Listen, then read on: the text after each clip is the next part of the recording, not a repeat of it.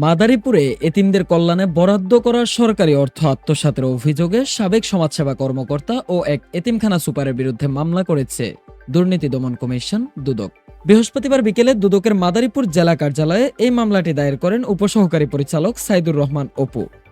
অভিযোগে জানা যায়, মাদারীপুর পৌর এলাকার হযরত শাহ মাদার দরগাহ শরীফ এতিমখানা গত 4 বছরে এতিমদের কল্যাণ ও প্রতিষ্ঠানের উন্নয়নের জন্য সরকার থেকে 1,01,00,000 টাকার বেশি বরাদ্দ পেয়েছিল। কিন্তু এ অর্থের যথাযথ ব্যবহার না করে তৎকালীন শহর সমাজসেবা কর্মকর্তা শ্যামল পান্ডে ও এতিমখানার সুপার মোহাম্মদ আল আমিন যৌথভাবে অর্থ আত্মসাৎ করেছে বলে অভিযোগ ওঠে।